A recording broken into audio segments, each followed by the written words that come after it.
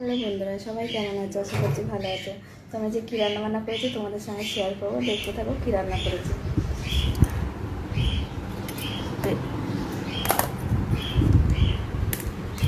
তো এই যে এটা কী বলো তো, এটা হচ্ছে নতুন জিনিস।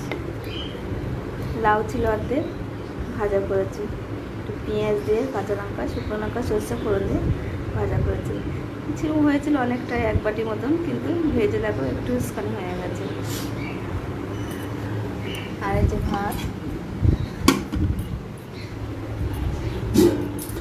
আর এই যে হচ্ছে সয়াবিন আর ডিম দিয়ে তরকারি করেছি।